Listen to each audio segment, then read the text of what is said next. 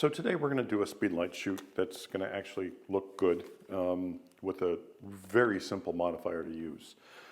And I'm going to do the numbers on this, but I think you can get away with, maybe $150 with this kind of setup and have spectacular photos. Well, at least I hope we're going to get spectacular photos. But I'm just going to use a speedlight. You can use any speedlight. I don't care if it's a cheap used, just so it has a remote, you're good to go. And believe it or not, I mean, you really can get, speed lights for 50, 80 bucks and the remote for $20 or $30 used, probably new now. I'm using the Mag Grip. These are expensive. These are like $60, $50, something like that. But you can use any one that has a umbrella holder. So I've used these before, the umbrella soft boxes, if you will, and I think they're cool. I love the light they put out. I love the way they set up. But today I'm using the Rotolight one. It's the Rotolight Illuminator. They had this on sale a year and a half back, and I picked one up because it was really cheap. But I love this light that it produces. The funny thing is they made this for their Rotolights, which I just can't even imagine this thing working with a Rotolight, because you saw me test the Rotolight. It doesn't put out much light, and if you're putting it in a softbox or something like this, I just don't get it. But maybe for video, like I said before, I'm sure video people love this thing, the Rotolights that is, and maybe this works with that. But this is easy. So you have the hole here. This is where the light's going to go through. So you just put it over, okay? But you point it towards the back, okay? So it goes like this. There's like a little eyelet on this one that goes at the end of the pole.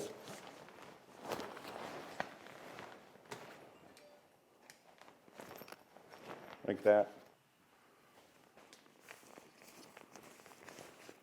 This side's really dark. Okay, so I put it back as far as I can. I don't even know if this is in focus, but this is how it goes. It's going to go towards the dark side, or the black side. So it bounces into this, and this is silver lined. And then it comes out the front, and it produces pretty even lighting. And these go up and down. So with this Mag Mod, it makes it so easy, this grip, to move it to where you need it, and then zip it back up. I love that. And then you also have zippers here, so you can close it up down the bottom, so you don't have like light leaks down here, or like streaks of light on the floor. But that's it. And I'm using a lightweight, a very lightweight stand. So it's great for portability. I mean, not great for out in the wilderness, like where the wind's blowing.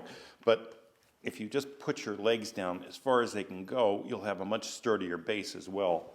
And then it's not moving anywhere.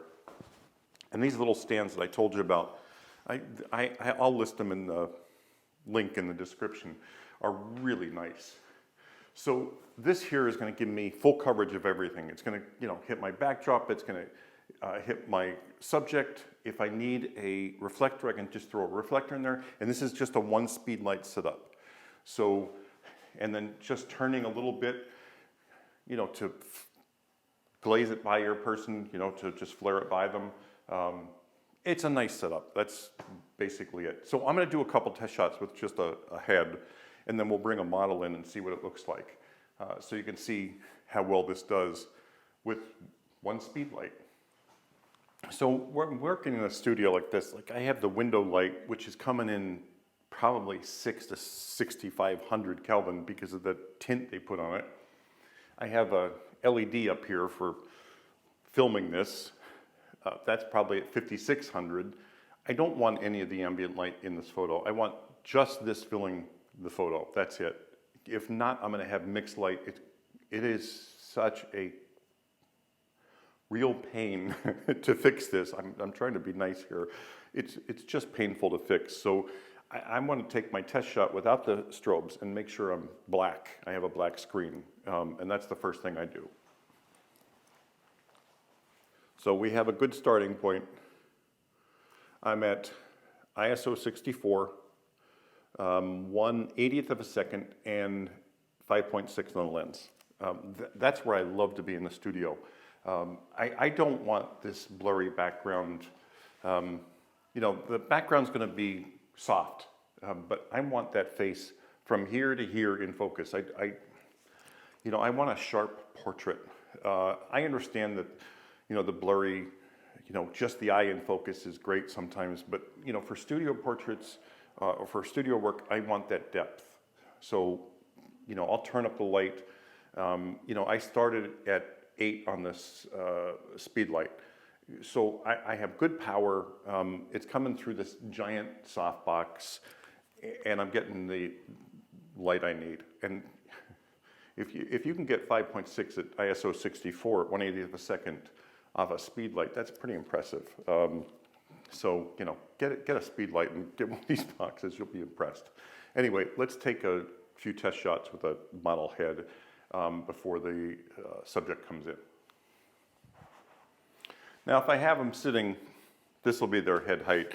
You know, if they're standing, obviously they'll be here. But with this forgiving light, and it is really forgiving because of the spread, you don't have to worry about it too much, believe it or not. So I'm just going to leave it here at a decent distance.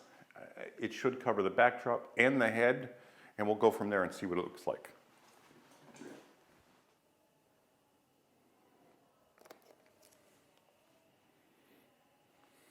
Okay, so my first shot seems like it's a bit under, and it does look like I have shadowing on the one side, which I don't mind. It may give me some really unique looks. But I'm going to take it down to f4 just to see the difference.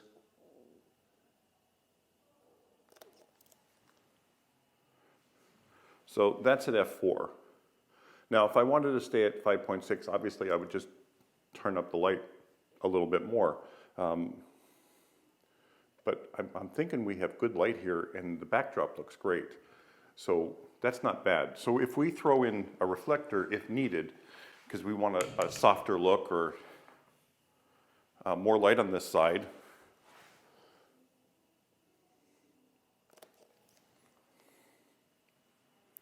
so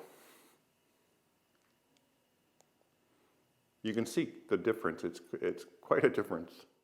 Just a really quick tip before we start the shoot. Putting the speedlight forward and just reversing the head is going to give you access to the control panel. It's a lot better, especially if you're not controlling it through your remote. Like I use the Connect remote so I don't have controls. So if I have to reach inside the box to change the power, I can just reach in and change the power. So we're starting the shoot with a lighter backdrop and a silver reflector on the models or the camera left, just to show you how bright this thing actually is with just one speedlight. It works fantastic, and I'm not worried about separation, obviously because of the lighter backdrop. And the light, you're going to see the quality of the light and the wraparound that it has. I mean, I could almost get away with not using a reflector on this, but I'm using it because I want to pull out the hair just a little bit. But later we'll switch to a darker backdrop so you can see what this light actually does.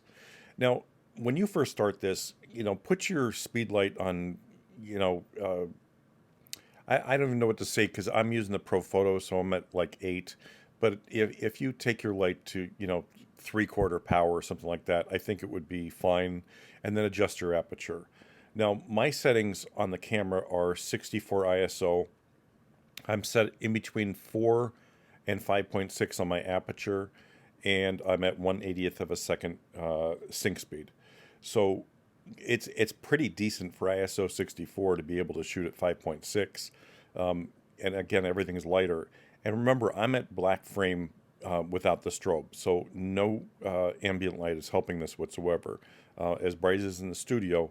I get at 5.6 1/80th ISO 64. I'm at black frame. So this is all the speed light.